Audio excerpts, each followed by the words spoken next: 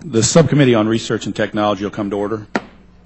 Good morning, everyone. Welcome to today's hearing entitled Prizes to Spur Innovation and Technology Breakthroughs. In front of you are packets containing the written testimony, biographies, and truth and testimony disclosures for today's witnesses. I now recognize myself for 5 minutes for an opening statement. Earlier this year, our subcommittee held a hearing about the scientific activities at the Smithsonian Institution. Curators from the Smithsonian brought the original check that was given to Charles Lindbergh for winning the Orteig Prize in 1927 when he flew nonstop from New York to Paris in his airplane, the Spirit of St. Louis. The Orteig Prize, similar to prizes we will be discussing today, was a $25,000 prize financed by a New York hotel owner to the first aviator to make the nonstop flight from New York to Paris. The impact of Lindbergh's flight was significant and helped spawn an interest in aviation and grow the emerging aviation industry. Today, scientific prize challenges still play an important role in spurring innovation, and the federal government and private sector are crucial to sustaining these challenges. As a cardiothoracic surgeon, prize competitions in medical research are of particular interest to me. Rising health care costs are becoming a burden to American families. One example where the cost containment is crucial affects the 450,000 Americans who suffer from end-stage renal disease, commonly known as kidney failure. One of our witnesses today, Dr. Sharon Moak, who comes from us from the Indiana University School of Medicine, will discuss the effects a prize competition in kidney innovation to find cost-effective alternatives to transformative dialysis might have on the disease. Last month, I introduced H.R. 4186, the Frontiers in Innovation, Research, Science, and Technology, or FIRST Act. The FIRST Act contains language that will provide the guidance necessary to help make this and other potential prizes come to fruition. We must ensure federal investment is also leveraging private sector investment in prize competitions. Our witnesses today will showcase some of the important efforts that are currently underway, and we will be hearing from a major prize organization, a prize winner, a crowdsourced prize expert, and a prize proposer. I got that all out. I hope that the work from these witnesses will inspire and produce the next Charles Lindbergh, transform fields, and develop important technological breakthroughs. I look forward to hearing from our distinguished witnesses and having a productive discussion. At this point, I now recognize the ranking member, the gentleman from Illinois, Mr. Lipinski, for an opening statement. Thank you, Mr. Chairman. I want to thank you for holding this hearing, and I thank our witnesses for being here this morning. Prize challenges inspire and help spur technological advancement by tapping into the strength of American ingenuity. Both the public and private sectors are increasingly making use of this tool to accelerate innovation. Recent prize competitions have challenged inventors to build fuel-efficient vehicles, develop technology to clean up oil spills, and to create algorithms for faster mobile applications. Prize competitions, including the one that the chairman mentioned, spurred Charles Lindbergh to make the first nonstop transatlantic flight, and can also be credited with producing breakthroughs in aviation, navigation, food preservation, and many other advances in the modern world. For years, I have been a strong supporter of using prizes to incentivize advancements of emerging technologies. So I like to feel I was on the cutting edge here in Congress and on this issue. In 2007, I introduced the XPRIZE Act along with a Republican colleague on this committee, and that bill was incorporated into the Energy Independence and Security Act, which became law. And actually, that originally was introduced in Congress before that in 2005. So that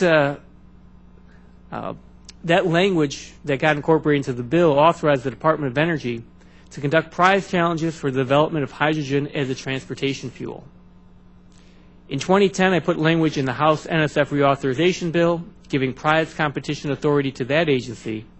In the final version of COMPETES, contained prize authority for all federal agencies.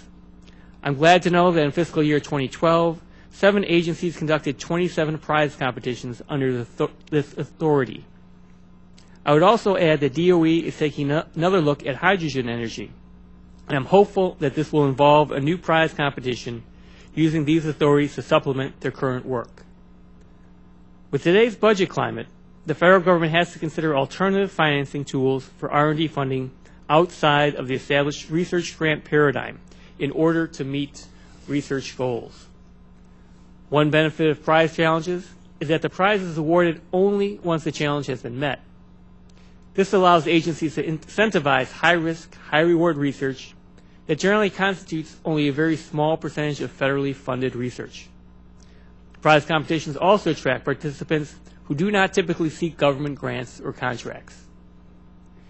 This brings in a diversity of ideas from people of different disciplines and educational backgrounds and levels. I'd be interested in hearing from the witnesses about how their organizations encourage competitors to take advantage of this diversity and to learn from their peers. Also, I'd be interested to hear how the witnesses reach out to students to encourage a culture of science learning through prize competitions. Fundamentally, the federal government supports scientific and technological breakthroughs with sustained investments in basic research. Prize competitions cannot replace our tried and true model for funding R&D, but they can serve as another tool in the toolbox. I'm looking forward to hearing from our witnesses what they have learned in designing and participating in competitions and how the federal government might further collaborate with these types of organizations so we can continue as leaders in innovation. I want to thank all of our witnesses for being here, and I look forward to their testimony. Thank you, Mr. Chairman. With that, I'll yield back. Thank you, Mr. Lipinski. I now recognize the chairman of the full committee, the gentleman from Texas, Mr. Smith. Thank you, Mr. Chairman.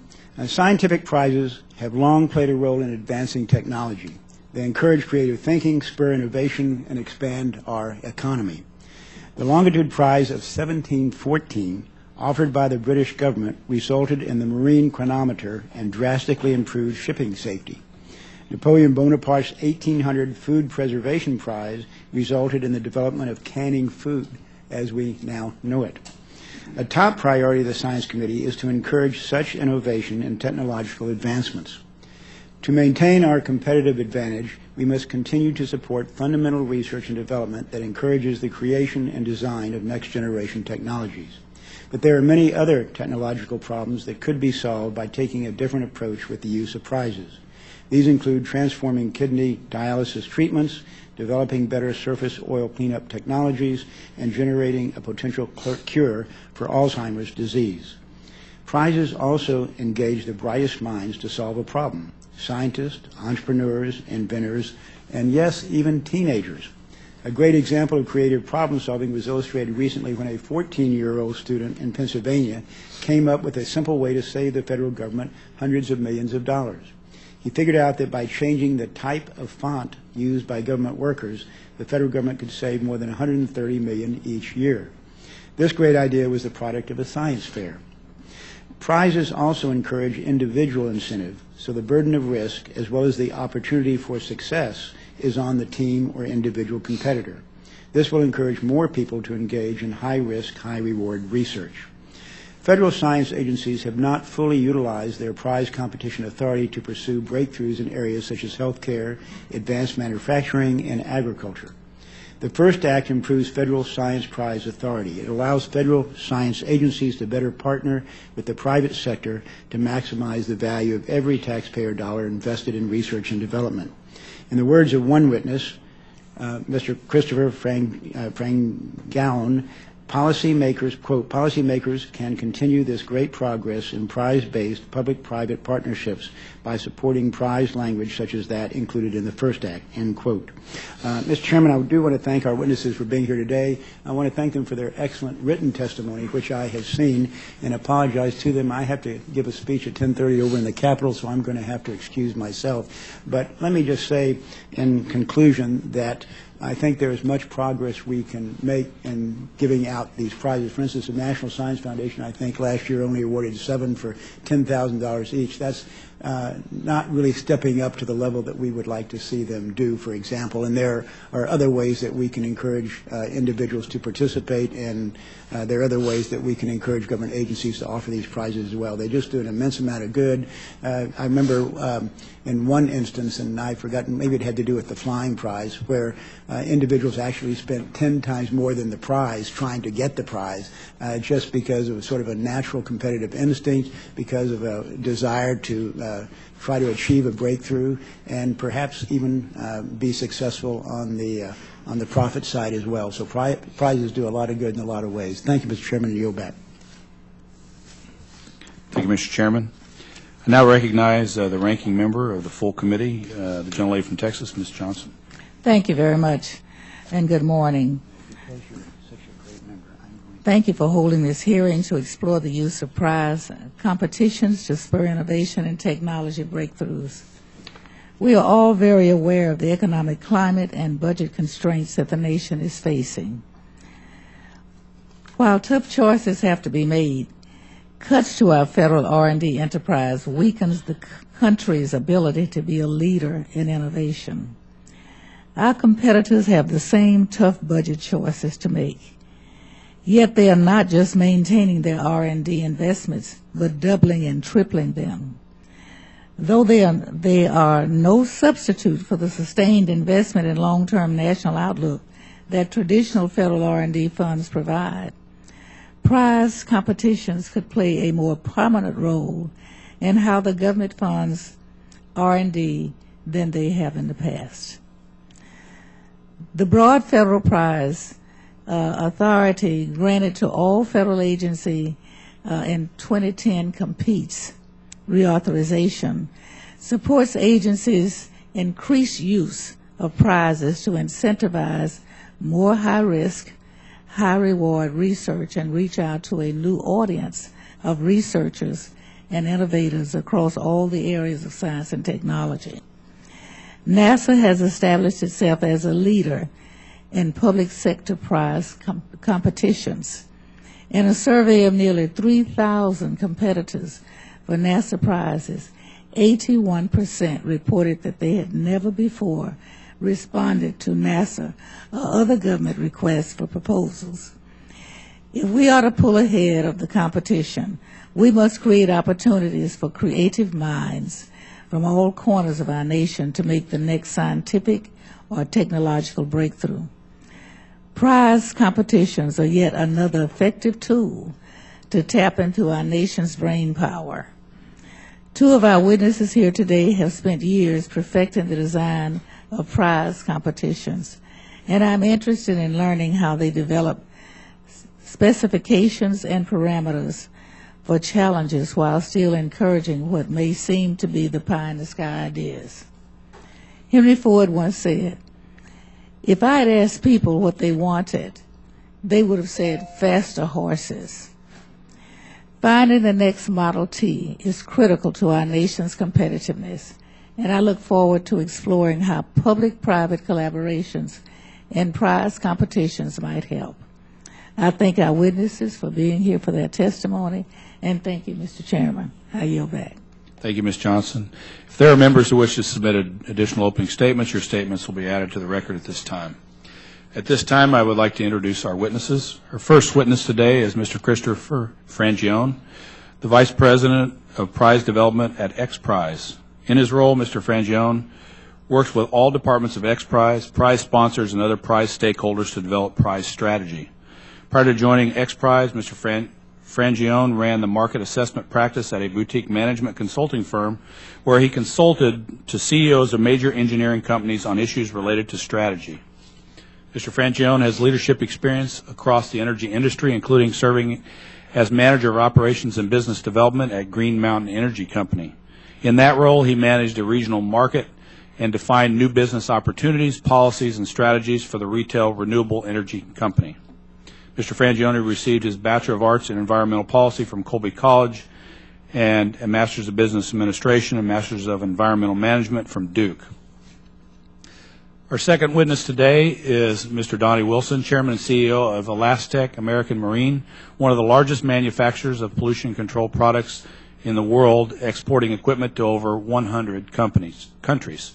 Mr. Wilson has over 20 years of experience in the design and production of oil spill products. Mr. Wilson has provided training and supervision to global clients for the collection and recovery of oil spills. Mr. Wilson served as the lead on-site burn coordinator during the Deepwater Horizon oil spill in the Gulf of Mexico in 2010, supervising more than 400 offshore controlled burns. During the spill, there was a void in mechanical equipment to recover high volumes of oil, prompting the Wendy Schmidt Oil Cleanup X Challenge.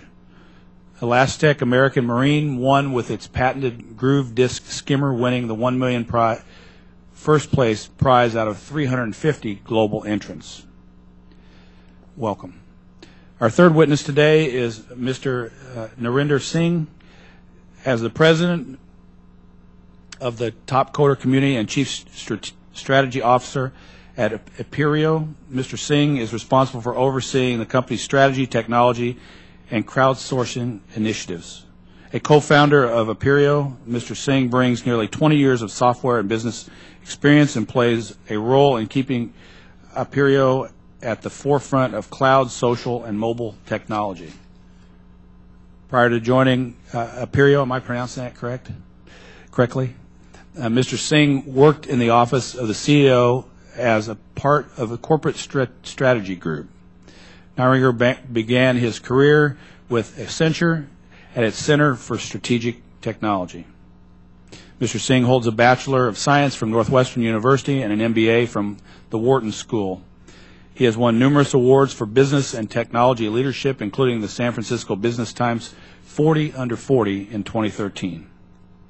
And our final witness is Dr. Sharon Moe, President-elect of the American Society of Nephrology and a Stuart A. Kleit Professor of Medicine at the Indiana University School of Medicine. She is also Division Director for Nephrology in the Department of Medicine at Indiana University School of Medicine and Section Chief for Nephrology at the Raudebusch VA Medical Center. Dr. Moe is the principal investigator for several ongoing clinical and basic research studies in the field of vascular calcification and bone and mineral metabolism in kidney disease.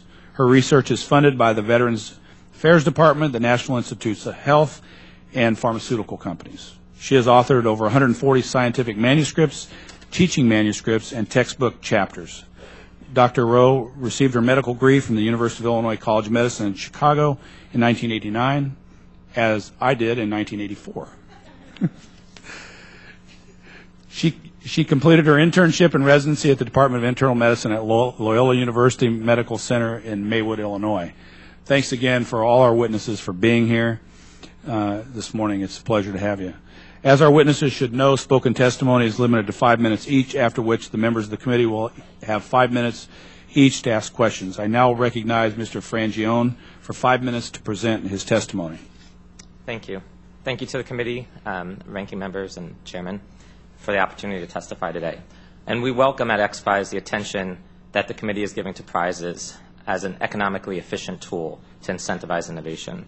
XPRIZE is a 501c3 nonprofit organization founded in 1995, and we're the global leader in prize competitions. Our mission is to bring about radical breakthroughs for the benefit of humanity and to inspire the formation of new industries and to revitalize broken industries or stuck industries.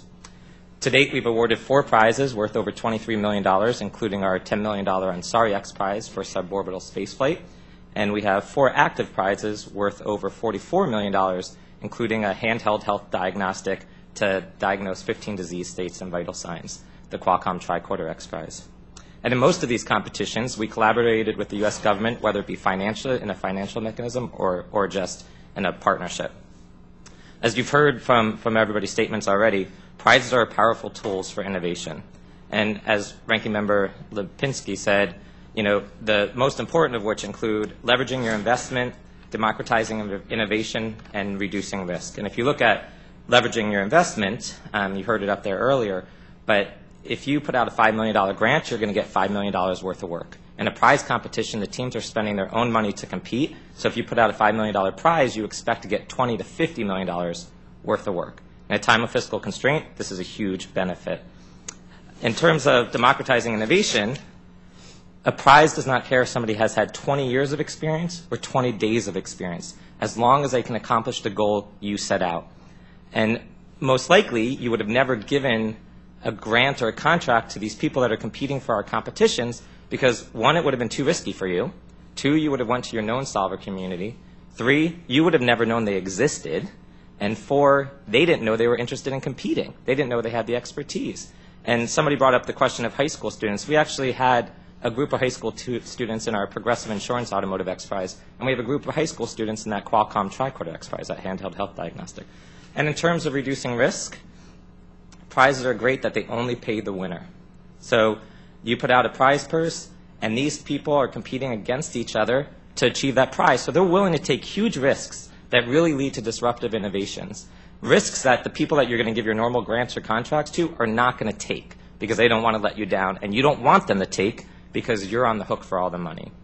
So we see at XPRIZE that the impact does not begin at the launch of the prize, but at its award, and that we want to make it extremely simple and rewarding for teams to compete. So we focus heavily on marketing and education. We focus heavily on recruiting teams, and we focus heavily on supporting those teams so that they can all enter the marketplace at the end of the competition and be successful and change the world. In terms of private-public partnerships, we believe that they're key to success in prize competitions. One example in one of our competitions in that Qualcomm tricorder XPRIZE where we've actually partnered with the FDA. And it's not a financial partnership. The FDA is assisting teams in preparing for future regulatory clearance for post-competition, while the prize competition is actually helping the FDA maximize its own readiness for new regulatory submissions in the direct-to-consumer medical marketplace. And that's great. We also partnered with the Department of Energy in our Progressive Insurance Automotive XPRIZE. That was a financial partnership where they gave us $10 million to help support the competition. We believe that the private and public sectors must work together to utilize every tool available. As you heard up there, prizes are not the solution. They're one tool in the innovation toolkit that complements the other tools we have. And understanding how and when prizes work will ensure that they are used most effectively and efficiently. The federal government since 2010, not only under America Competes, but more broadly, has launched 300 competitions through 55 agencies. And in 2013, 25 agencies self-reported a total of 87 prizes, which is an 85% increase year over year. Congress can use policy as a driver for innovation by including language like you have in your current bill, supportive of prizes. And we believe that that language sends a strong signal to federal agencies and also the private sector that prizes are a good innovation tool. So we look forward to continuing the dialogue with the committee and Congress as a whole about the power of prizes. Thank you. Thank you very much. I now recognize Mr. Wilson for 5 minutes present his testimony. Thank you, committee, for the opportunity to be here. As you can imagine, winning the $1 million XPRIZE makes us a leading fan of this competition. My company's been manufacturing oil spill equipment for 20 years. We've been exporting globally to over 100 countries during that time. On April 20th, 2010, approximately 42 miles offshore of the Southwest Pass, the Deepwater Horizon drilling rig exploded, causing the worst oil spill in U.S. history. The Deepwater Horizon incident prompted the XPRIZE Foundation, and Wendy Smith was invited to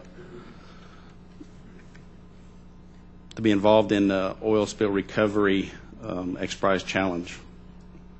It was going to be a daunting task what they requested from industry to produce a skimmer that is capable of 2,500 gallons per minute recovery at 70% efficiency, 3 times the industry standard. So as we would all agree, XPRIZE always asks for audacious challenges. When we saw the challenge, we were not sure that we wanted to enter because it was much larger than any skimmer we had built. At that time, it was 400 gallons a minute was our current design. What was interesting for us in this challenge was not only the $1 million opportunity, but to be able to prove that we could build the best skimmer in the world from the cornfields and oil fields of southern Illinois, 1,000 miles from the nearest coast. So I would agree that people that are not typically involved in such contests can be when you do it through competition. 349 teams from around the world took part of the challenge. 10 finalists from 5 nations were involved.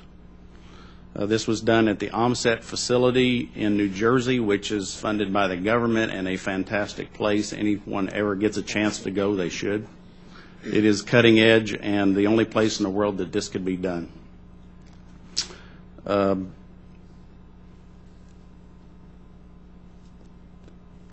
Wendy Smith Oil Spill Challenge brought together teams throughout the industry, and we're looking for new, fresh ideas.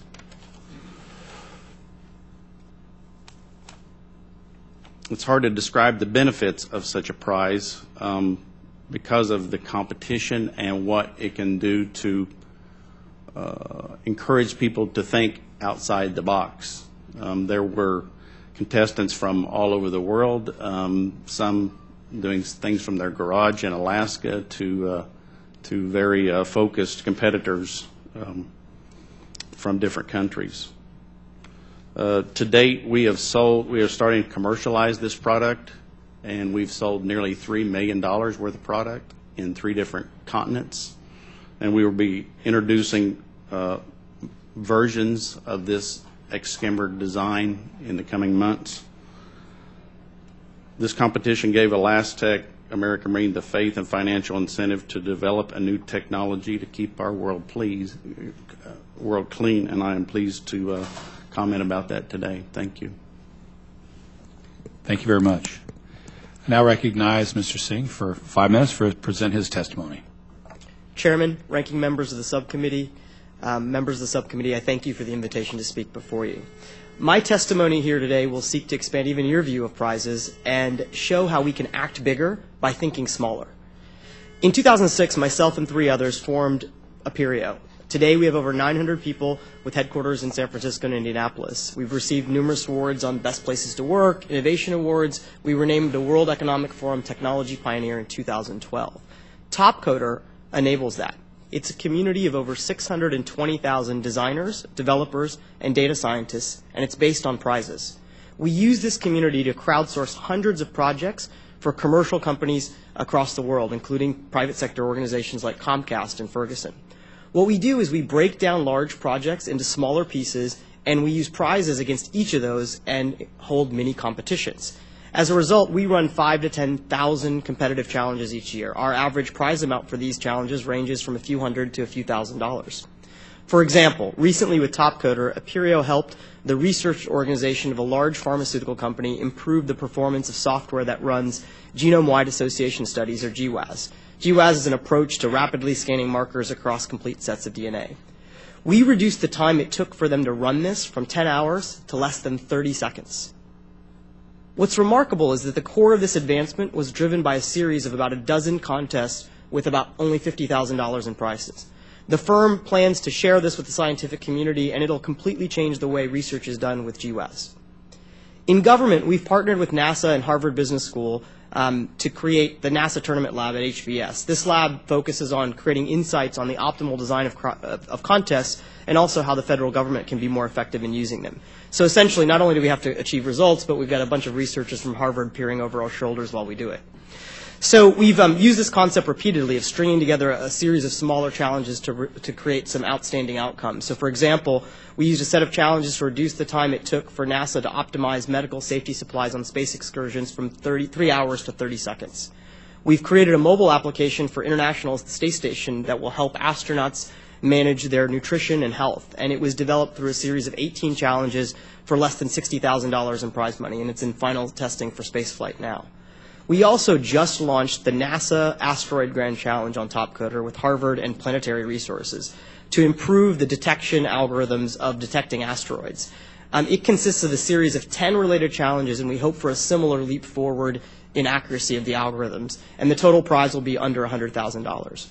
We've also worked with other government agencies through NASA's Center of Excellence for Collaborative Innovation. One of the projects was for the Center of Medicare and Medicaid Services, seeking to modernize the CMS infrastructure for the state of Minnesota so that healthcare providers could register more easily. This project spanned 11 months, had more than 140 challenges on Topcoder, and the total cost, including labor, was about $1.5 million. Research from Harvard Business School and the NASA Tournament Lab shows that done through traditional approaches, it would have been $7.5 million, or nearly 5 times as much. I believe in large prizes and their capability to create entire markets, proven by my colleagues from XPRIZE. But breaking problems down allows for giant leaps forward to be occurred inside of existing markets. And by breaking problems down, we can increase the power of prizes to be applied to a much wider set of activities.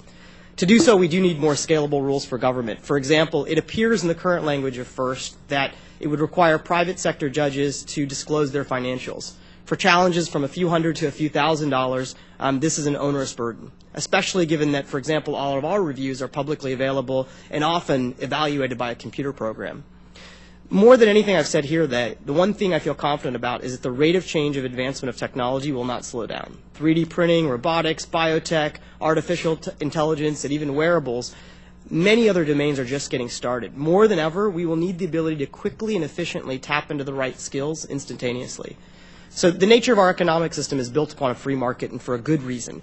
In most cases, it's the most efficient way. Crowdsourcing taps into the power of the market, but also democratizes participation beyond a few select firms that can compete in large institutions and allows anybody to jump in and try their hand.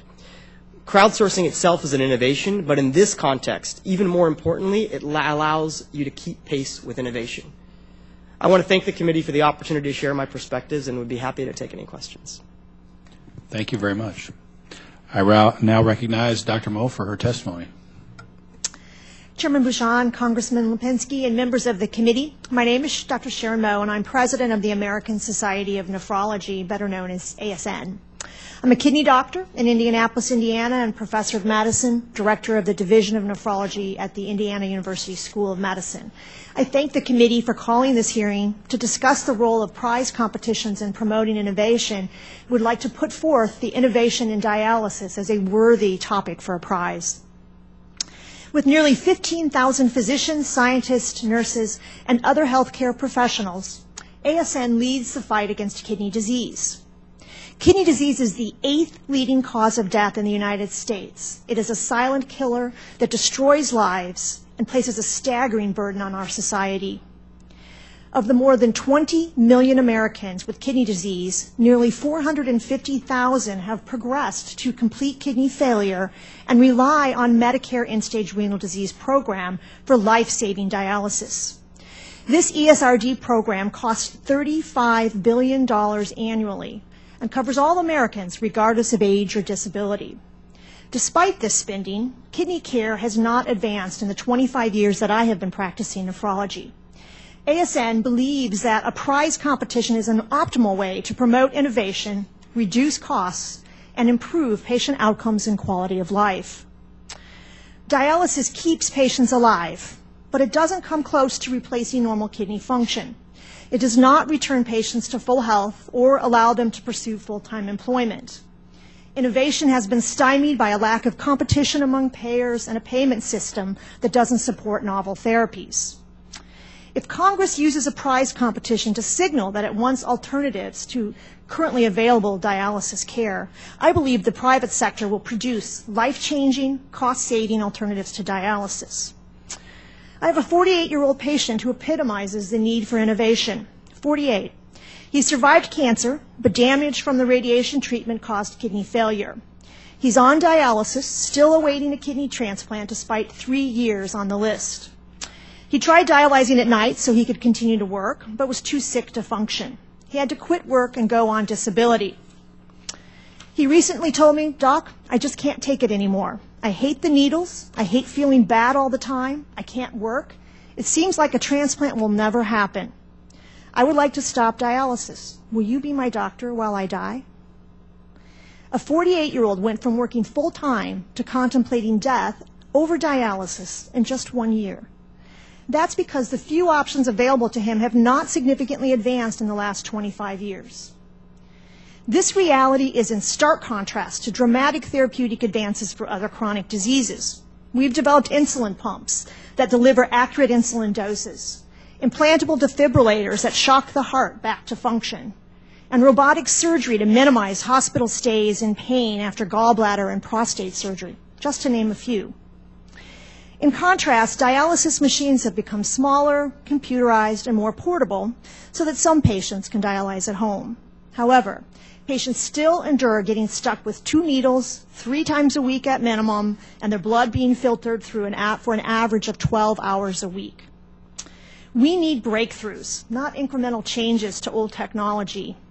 A prize competition that helps harness the power of the private sector can spur the scientific and technological breakthroughs to deliver improved technology for kidney replacement therapy. The first act would help pave the way for such an incentive by providing the guidance that federal agencies need to make prize competitions a reality. We need to transform dialysis or prevent the need for it altogether. Prize competitions are a powerful lever, as you've heard, that would draw a diverse group of inventors, scientists, and investors to innovate and develop better alternatives. Such innovation would improve the lives of thousands of Americans on dialysis covered by the Medicare ESRD program and offer hope to the 20 million Americans facing the possibility of dialysis in their future. I appreciate the opportunity to testify and would welcome any questions. Thank you. Thank you very much. At this time, I'd like to recognize the newest member of the subcommittee and the full committee of Science, Space, and Technology, Mr. Johnson from Ohio. Welcome to the committee and to the subcommittee. Well, Mr. Chairman, it's good to join. Science and technology is a passion of mine. As a patent holder myself and an innovator, which is a long way from the mule farm that I grew up on, by the way. So I'm excited about being here, and I look forward to working with all of our colleagues to move things along. Thank you. I'd like to thank the witnesses for your testimony. It's fascinating testimony from all of you. Remind the members that the committee rules limit questioning to 5 minutes, and the chair at this point will open the round of questions. I recognize myself for 5 minutes. Dr. Moe, more specifically, how does the legislative language in the first act advance and help scientific prize competitions, do you think? I think there's a lot of interest in prize competitions, but as we've talked to committees and organizations, there is some confusion as to what their role is and how they can actually go about competing or being part of a prize competition. And so I think that will actually enable more associations such as our ASN to go together with congressional offices, with committees, with other committees on campus, on the Hill, to actually improve the ability to conduct a prize. I think a prize, particularly in our field, is important. A lot of these have not been in the healthcare field, and I think that's really an important problem, particularly when we look at dialysis patients and the cost that is to society, and the fact that we're not really bringing these people, we're not really advancing the technology that we can do in other areas of medicine, or we have done in other areas of medicine. Mr. Frangione, you want to make some comments about that? Sure. I think the America Competes did a great job giving a broad authority to agencies to do prizes, but every agency is interpreting it a little bit differently. Yeah. And any clarification that can encourage agencies to use it in a more systematic way or a more universal way would be extremely helpful. And there's a couple things that we think are important in a prize. If you throw a prize, just like if you throw a party, nobody's going to come unless you invite them, right? And so we actually actively go out and recruit teams. We go to conferences and we talk and we market, and that really helps draw teams in. And I think that's an important thing for the agencies to understand. The other really important thing is supporting the teams during the competition. We don't give them money to compete, but we give them the support. We connect them with potential funders. We teach them how to do business plans. Because as everybody knows, the best innovators aren't necessarily the best business people. And we want every single team out there to be successful after the prize competition is over in that market. So the key is really ensuring that you support the competition as it's occurring, the teams, the marketing, the media, the education. Otherwise, you're going to have 1 or 2 people show up to compete, and you're not going to get the results that a prize can bring you. So what principles do you use to select the prize targets and find appropriate sponsors? And And can you go over what some of the best practices to develop these public-private prize partnerships might be? Sure. So when we design a prize, we crowdsource our prizes, not from the general public, but we end up interviewing anywhere from 50 to 150 experts. We spend 6 to 9 months just designing a prize, because once you launch it, you don't really have the opportunity to change the rules, right? Because the teams are spending their own money at that point in time. So we believe in really making sure you reach out to all potential stakeholder groups, including the potential competing teams, to make sure you get those targets right. Somebody said earlier, how do you put a big moonshot out there, a big audacious goal, and get the teams to compete, right? So you do that by understanding where the market's going in 10 years and trying to make it go there in 3 years. And you do it by supporting them. So I think the best practices that we see in designing is really understanding the true market failures. As a doctor, you want to cure the disease, not the symptoms. So you have to dig down, what are those market failures, have a prize, align with those market failures, make sure you're not presupposing a solution, and opening it up to the world. Thank you. Mr. Wilson, what characteristics were key criteria for your winning your competition, and what recommendations would you have to make competitors in the future help them win competitions? I mean, what were the kind of the things that you all did to make yourself successful in winning your competition? Well, I would like to go back to earlier comment that when we looked at the competition, we wanted to know, is it put together well? Our industry is rather niche, so we might see something that would be very strange, recovery rates or speeds or something that would sort of derail our opportunity. So putting the effort into establishing a good contest, knowing the details, getting experts involved would be very important to us so that we know we're putting our best forward in a contest. The other interesting part is when you do something this audacious, the general public's probably not going to believe you. If I just did this myself and could find somebody to actually publicize it, they would say, well, you guys are nuts. How did you do that? So when you have a contest, there's so much emphasis on the goal and the end result that everybody assumes that if you got there, you certainly got there based on good performance. Those are characteristics that were important to us. So people that competing for prizes should look into the quality of the prize and whether the organization offering it has the ability to hold a good competition. That's the bottom line, it sounds like. At this point, I yield to Mr. Lipinski for 5 minutes. Thank you, Mr. Chairman. First thing I want to ask, does anyone have any experience themselves, or can anyone talk about what they have heard, what they have learned about any of the prize competitions that any agencies, federal agencies, are doing? I was just wondering, is there anything that's not being done right now or you think should be done differently with the way these prize competitions have been done up to this point? Does anyone have any comments on that? So I can't speak specific about specific agencies or specific prizes. I think there's a couple key things that will make them be better, part of which I already talked about, marketing and media and recruiting teams. I think the other important thing is to not legislate a specific prize, right? You want to legislate the ability to do prizes and give them the tools, give the agencies the tools to do them in a consistent manner.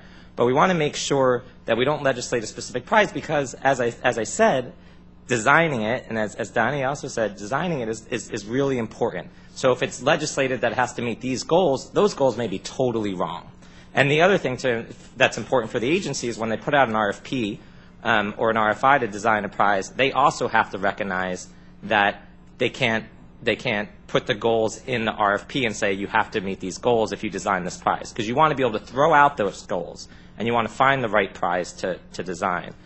So I think it's more. I think a lot of agencies are doing a really good job. NASA Centennial Challenges, DOE's done a great job. I think it's more just knowing what other tools fit within the prize tool that can help them be more successful. So nobody's doing a bad job.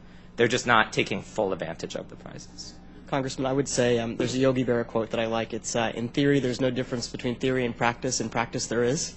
And it kind of applies to how things tend to work. For example, we've been very effective with running challenges with certain agencies. However, a lot of times the overall preparation, some of the things that Chris was describing, require us to then sometimes get in a situation where we have to contract with the government in a normal way, right? And for us as a commercial organization, we don't focus on government as a sector. We looked as the challenge as a way of saying this is a more efficient mechanism of engaging with government. But if we then get pulled into the rest of the cost-plus world of how things work, our tendency is to say, you know what, let's go look for commercial customers, or let's find some third party to try to deal with the government for us. And so we end up in a situation where unless we've got really great support from an agency that's willing to navigate all sorts of rules for us, that we'll choose not to enter and engage in that area because of the friction of the engagement.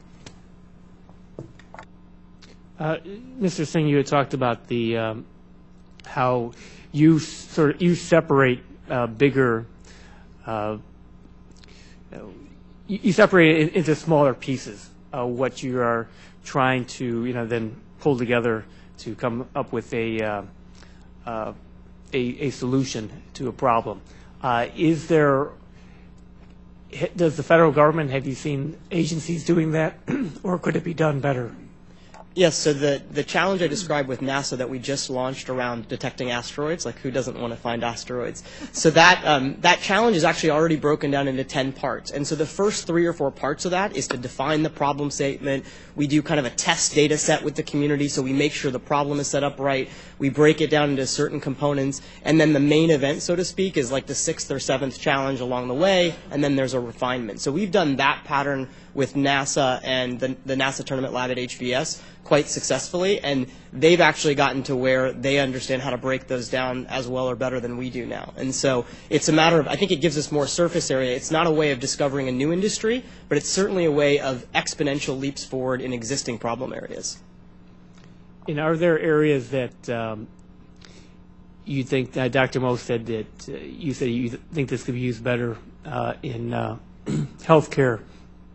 Are there areas that have not, other areas that you think the federal government has not, federal agencies have not gotten into that they can use these prize competitions in? And are there areas that the federal government probably cannot serve a good role in? These prize competitions will not serve a good role in trying to solve? That's to me. So I think a couple things. Right now, the federal government is using prizes 0.0000001%. So there's certainly opportunity for expansion, without a doubt.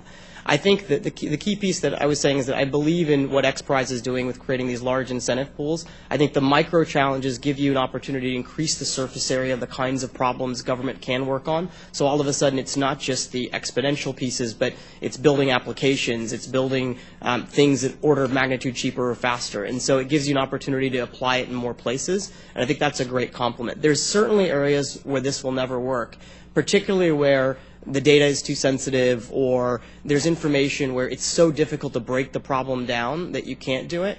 So there is limitations, but I think we're not even close to approaching those yet. So there's a lot of opportunity to expand and try this in other places. All right. Thank you very much. Yield back. Thank you. I now recognize Mr. Massey for 5 minutes. Thank you, Mr. Chairman. I've got questions. I'm sure this is well thought out, but I have questions about how intellectual property interleaves with some of these XPRIZEs or prizes in general. So could you just give us a quick statement on that, Mr. Frangione, and then I have some questions specific. Sure. So in an XPRIZE competition, because we believe the teams are competing for the market at the end of the day, they're not competing for that check, we don't hold any of their IP, nor do our sponsors. And that's extremely important to us. First of all, we're a 501c3 nonprofit. We can't do it. But also, we would see fewer and fewer teams compete if that's the case. And that's an important thing for the government to understand, because often the government likes to hold the IP.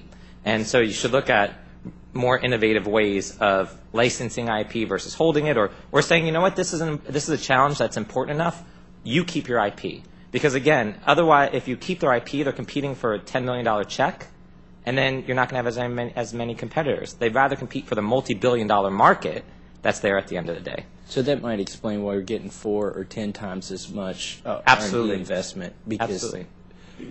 all of the participants claim the right to their IP. Sure. right? So we're building the market that then they get to go enter into. They're helping us build it, but together we're building it. So the prize just kind of puts them over the edge, and it's not the straw that breaks the camel's back, but it's the last little incentive that causes them to go after it. Absolutely.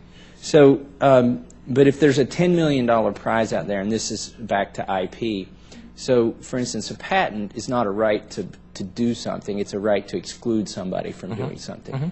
So to what extent can participants use in-house IP, and which I assume that they could, I mean, that would make sense. But if they're coming up with the XPRIZE, are they allowed to use other intellectual property from other portfolios, and do they have to license it as a condition of winning the prize, or to win the prize? So every team competing is its own company. So they have to follow whatever rules any company has to follow to license technology or to build a new technology or to get a patent or license a patent, right? So that all sort of takes care of itself. We make sure that our competitors follow all normal business rules. We can take competitors from around the world, but we can't take any competitors that the U.S. has sanctions against, right? So it's the same idea, right? They have to follow all their applicable business laws where they're located and where we're located. So if they're going to use somebody else's goose that lays golden eggs, they have to license. Absolutely, absolutely. And we see, interestingly enough, prizes are about competition, but we see a lot of collaboration. In our Google Lunar, a $30 million XPRIZE to land a Lunar on the moon, the teams are all merging, right? Because they'll say, oh, you have this technology and I don't have that, so let's merge and compete as one team. And you see people jumping from other teams. So it's a really great model to not only get competition, but collaboration. It sounds like a great model. But as we start to understand it in Congress and propose it as the prize incentive as a way to direct research and to spend taxpayer dollars ultimately, I'm worried that the public won't appreciate that, that we're paying for somebody, giving them a prize, and then the taxpayer doesn't necessarily hold rights to the intellectual property, and the intellectual property is not public domain. Although I wouldn't argue that making it public domain is actually a good way to have it promoted. I think it's quite the opposite. But so you can, like I said, you can hold the IP. You can do most favored nation pricing. You can do licensing. There's lots of ways you can get around it. We actually have a competition we're probably going to launch this year that the solutions are open source, because we believe it's as important to the world. And the teams know going in that their solutions are going to be open source at the end. Great. So I think you shouldn't let that get in the way of encouraging agencies to use it, because there's such a broad spectrum of what they can do with that IP and that licensing. And you just have to find that sweet spot to maximize the number of competitors while also maximizing the benefit to the U.S. taxpayer. Right. Because if there's no intellectual property protection, they're going to have a hard time getting the dollars to back the idea. Exactly. Final question for anybody that wants to answer. Are there any problems that our federal government faces where you say, gee, they need to do a prize there, and we could solve that? Yes, Dr. Mel. Clearly, kidney disease is a major burden. And the key is that dialysis, I mean, you could break it down. You could do so many different prizes. You could do an implantable kidney. You could even just take the current dialysis procedure where you have needles going into an access that often fails. You have water system problems. You have hydrodynamics. You have filters, so you have membranes that need experiments. You could add cells to those membranes. And here, yet, we've done nothing in 25 years. We're still putting needles in, taking blood out, running it through a filter. I mean, we have to do something like that, and it's a perfect item. We are there from technology. We are there from the science level. We understand the kidney. Anything can be better than what we're doing now. I'll put that on my list. My time has expired, but I would love to hear the other answers to that question. Yeah, that is true. I've taken care of many end-stage renal patients, and no one knew in the 1970s when they first developed dialysis that it was only supposed to be for a few people, right? Nobody knew that the technology would advance, and suddenly that's why people are all on the Medicare program, because it was so expensive. But nobody knew it would explode into what it is today at such a big cost to the government and to the patients. With that, I recognize Ms. Kelly. 5 minutes. Thank you, Mr. Chair, and welcome.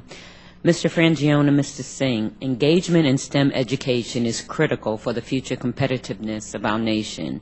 Many experts have testified before this committee and said that success in the STEM fields must start at an early age and be seen as something achievable for all students. How have or might your organizations use prize competitions as a tool to promote STEM education and to engage diverse groups of students in STEM?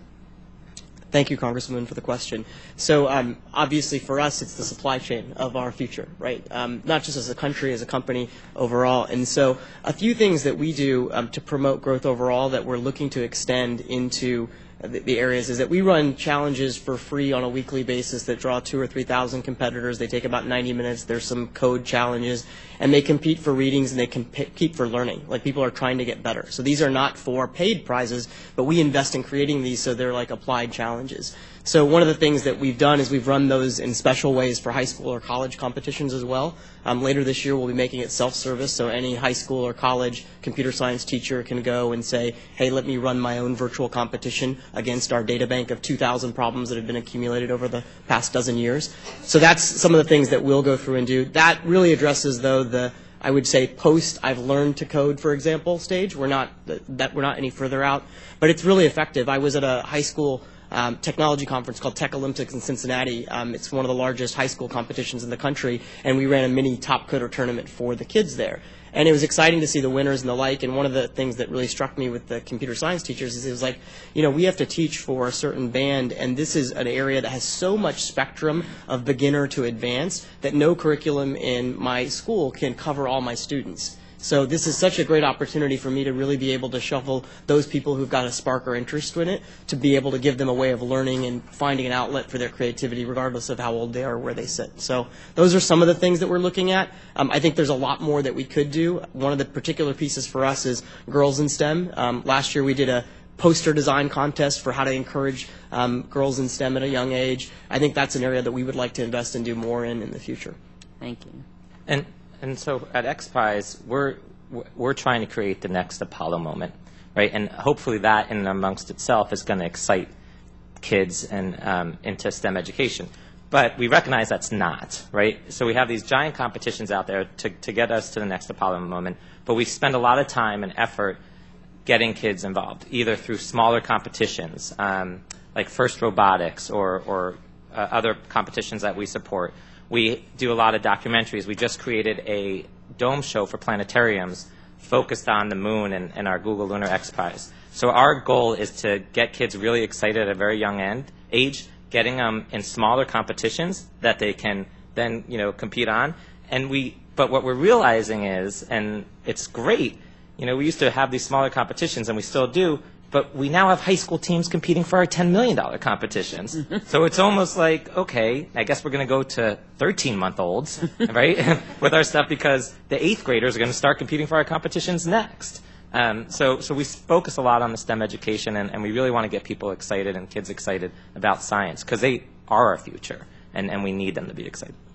Thank you so much. I don't know if Mr. Wilson or Dr. Moe comment. Yeah, I think one of the things to keep in mind, too, is that we have shortages of various types of physicians in the country, and particularly nephrology is facing a true workforce challenge, a lack of interest in our field.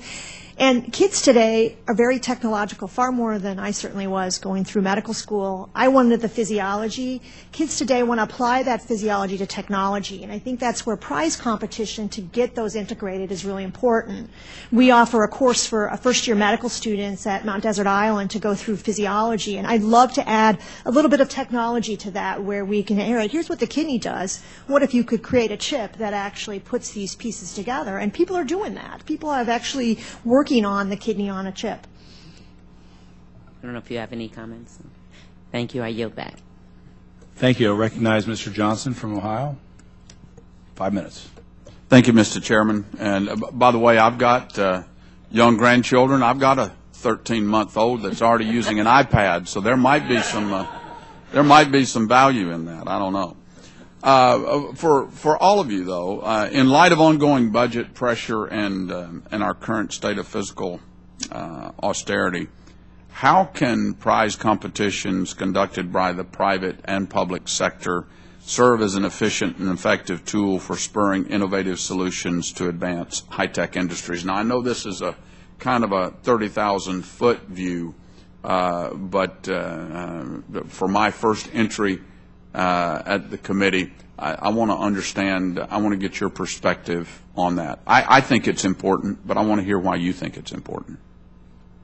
Sure. So the key to prize competitions, as you heard briefly, is that they push all the risk onto the teams. So you can use a small amount of money, small amount of government money, and you have to support them, right? There are operations costs. You can use a small amount of money to push the risk onto the teams so that these folks are developing technologies and solutions to achieve your goal.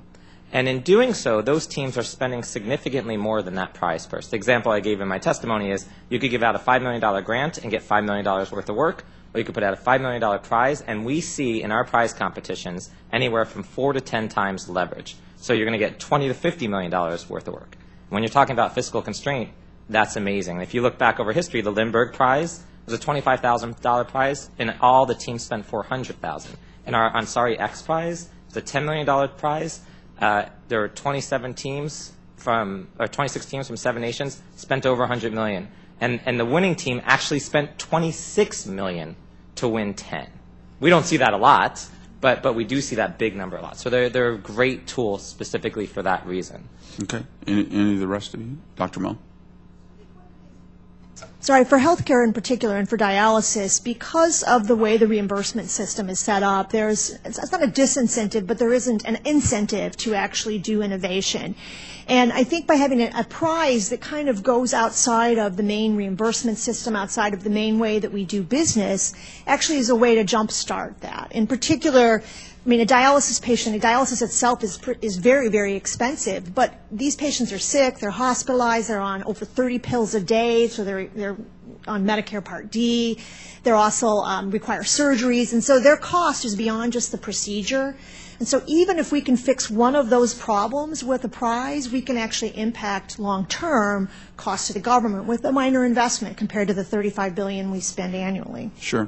Mr. Singh, you have a comment? I was going to say, I think it works because markets work, and what we've shown the last dozen years because of technology, it's went from where you had to own something to do something to where you need access. And so, for example, if you're fans of hotels or car services, Uber and Airbnb are companies that have hundreds of thousands of units of capacity that they don't own, but because of technology they allow you to get to. And what this creates is the opportunity for leverage. And so today, what one person, what 10 people can do is tremendously transformed because of what technology's done. And with prizes, you allow that supply and demand of talent to find each other, and you give the opportunity for the market to work in an even broader way. And so I think that applies to every industry. What about on an efficiency spectrum? We talk about the need for empowering American workers and American businesses to compete on a level playing field. Competition demands that companies are effective, that they are efficient in their operations. How do you think these science prizes like this, sponsored by the federal government, does that encourage marketplace efficiency? I mean, from my perspective, absolutely, right? I mean, I think that there's obviously the two edges to that equation, right? It requires investment in kind of core skills. We talked about STEM. We have to have the raw materials that enable us to be the most efficient in those areas, but absolutely, it's actually ruthlessly efficient, right? It works and rewards the best outcome.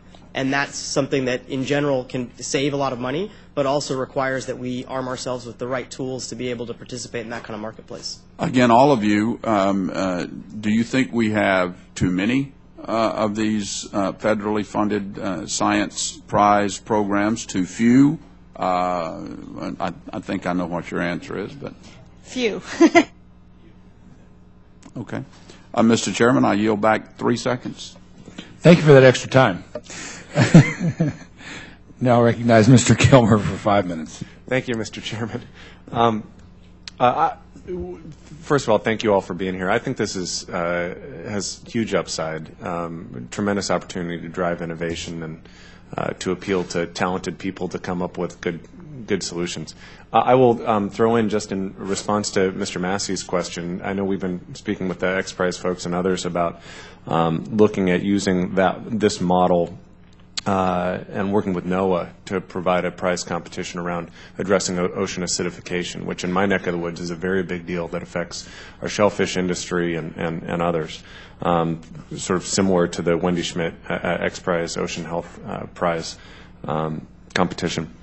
A lot of the questions that I had have been asked. I guess I'm curious, just from a public policy standpoint, if you can provide some direction to us. You know, it seems like the role for Congress kind of could fit a few areas. One, you know, in terms of funding, kind of the encouraging, authorizing, appropriating for the purposes of prizes.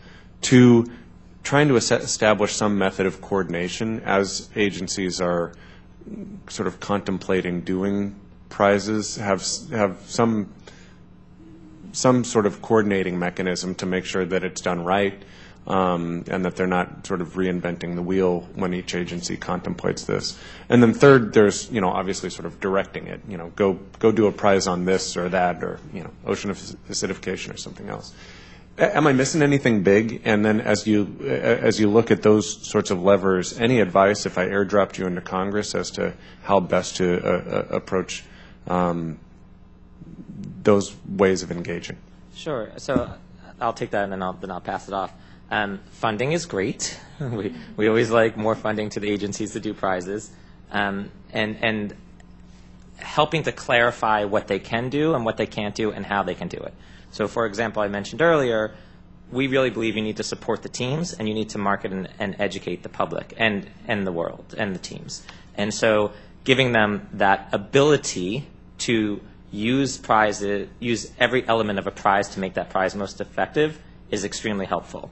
We also are in favor of directing to certain areas. We are not in favor of legislating specific metrics of prizes. That's when you get into big trouble, because you end up possibly picking metrics that aren't the best metrics. As Donnie said earlier, you know, he really looked at the metrics of the competition to see if it was worthwhile. And there is an art and a science to prize design, and you need to allow the agencies and their public and private sector partners to design that in an appropriate manner. So I think you've got them all.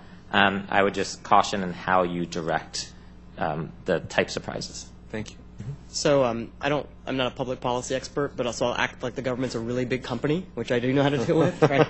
And so what we tell really big companies is we say, look, you need to create some centers of excellence that allow for skills to be there, but you don't want to throttle our work through that, because even big companies are too big for things to go through one central location. So centers of excellence that allow you to cluster experience and knowledge sharing are important, but you certainly don't want to throttle things through that. The other piece that we sometimes give advice to large companies is create incentives for people who do things well, right? So if agency, in your context, if agency X does something well that receives an exponential return, well, guess what? You get to do more of that. And so what that does is it creates the incentive and behavior where somebody says, oh, it spreads around. We did something, it received this return, that led to this positive outcome. Now I want to go to the Center of Excellence and learn. So if that process is emulatable in the government context, that's something that has worked for large organizations looking to absorb new innovations. I think one of the things that can be done is to identify really problem areas. Obviously, dialysis is one of those. But I think within those agencies, as we, part of the ASN, go and talk to individuals within CMS, for example, there's recognition that there is not enough innovation. There's recognition that the current payment structure is for the purpose of containing costs, but doesn't do anything to reduce costs and improve innovation. So within those agencies, there is recognition of a need for something new and different, and by doing a prize within your various offices of who can come up with the best idea for a prize competition or best needed area would be a way to spur people to think about it. I think that's the important thing, is to somehow encourage offices to think about a prize.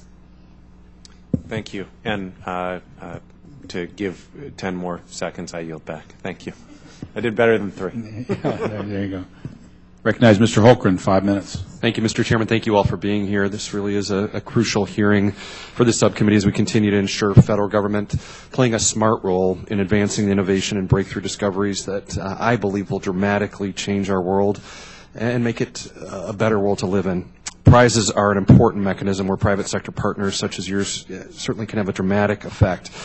I also believe the federal government should be learning best practices from you, as the administrators has approached prizes in a very different manner, having more numerous but smaller prizes that often serve mainly as for PR purposes. It's also important that we understand how prizes work together with our greater federal R&D enterprise, as they both play crucial roles in a symbiotic relationship. Mr. Frangione, is that it? Sorry, Frangione. In your written testimony, you touched on the multiplier effect these prizes have on R&D. Teams, I think you stated, spend 4 to 10 times the value of the prize in aggregate. Why do you think XPRIZE has been successful in getting people to spend more than the prize purse to win the prize? Is it simply the prestige of winning the prize?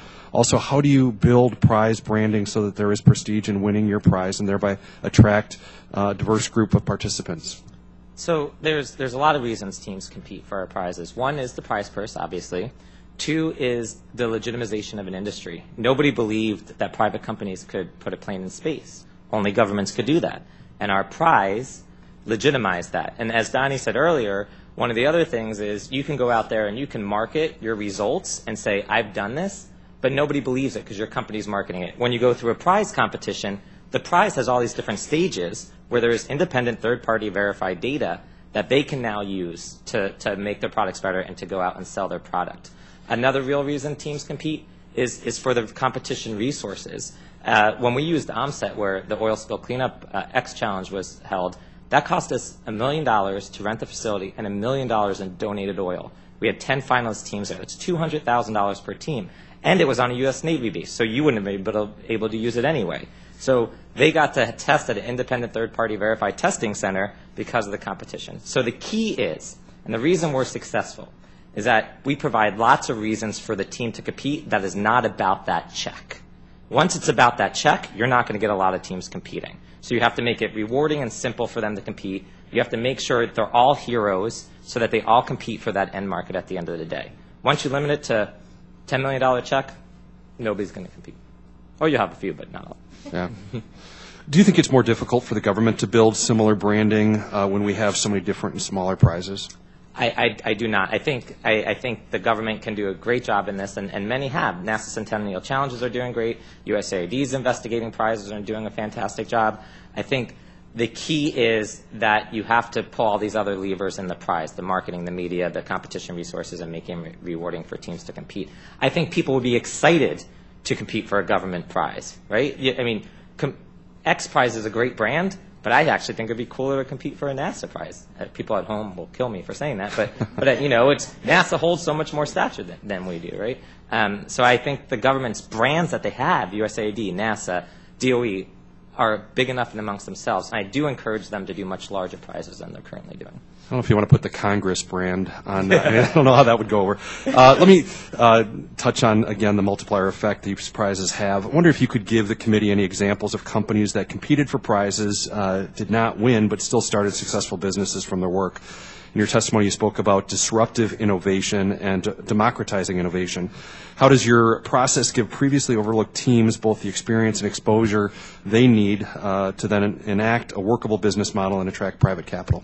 Sure. So for us, we have lots of examples of, and I can't give you specifics just because I don't know them off the top of my head, but we have lots of examples of teams going out and competing. We just have so many teams, it's hard to keep track. For example, in our oil spill technology prize, we had a team that was a tattoo artist, and they came in 7th place. They didn't win any money, but they still did better than the industry standard at the time on one of the metrics, and they're out there competing in the marketplace. Unfortunately, I don't know how successful they are. Maybe Donnie knows how successful they are now.